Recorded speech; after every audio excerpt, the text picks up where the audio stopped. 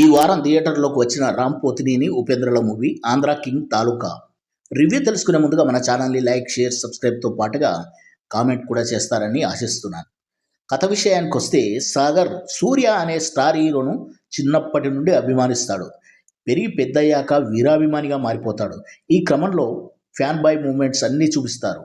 Fan war, థియేటర్లో కొట్టుకోవడాలు, బ్యానర్లు, ఫ్లెక్సీలు, ఇలా ఒక హీరోని అభిమానిస్తే ఫ్యాన్ ఏ విధంగా చేస్తాడో అవన్నీ ఉంటాయి.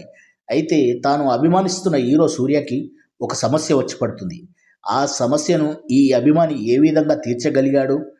తన అభిమాన హీరో సూర్య చిన్నప్పటి నుండి తనకెలా మోటివేట్ చేశాడు, అతని నుంచి సాగర్ ఎలా ఇన్స్పైర్ అయ్యాడు అనే పాయింట్తో పాటు స్టార్డమ్, అభిమానులు ఉన్న హీరో సూర్య కూడా తన అభిమాని సాగర్ జీవితం నుండి ఎలా ఇన్స్పైర్ అయ్యాడు అనేది తెలియాలంటే మాత్రం రీసెంట్గా రిలీజ్ అయిన ఆంధ్ర కింగ్ తాలూకా మూవీ చూడాల్సిందే.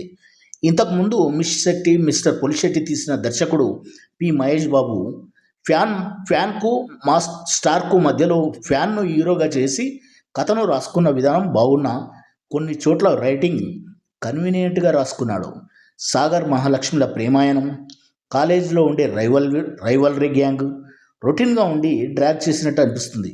లంకా గ్రామం, వాటి ప్రాబ్లమ్స్ ఎస్టాబ్లిష్ చేస్తూ హీరో తన లక్ష్యం కోసం చేసే పనులు కూడా ఆకట్టుకునేలా లేవు. కానీ వాటన్నిటిని లింక్ చేస్తూ క్లైమాక్స్ మాత్రం ఒక ఎమోషనల్ ఫీస్ట్లా సాగింది.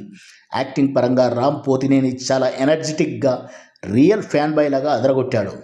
భాగ్యశ్రీ క్యూట్గా బాగుంది. రావు రమేష్, మురళీ శర్మలు తమ పాత్రలకు న్యాయం చేశారు. డిఓపి కలర్ఫుల్గా నీట్గా ఉంది. వివేక్ మెర్విన్ అందించిన బీజిఎం కానీ పాటలు కానీ బాగున్నాయి. మూవీ చూశాక నాకైతే పర్లేదు, ఓకే అనిపించింది.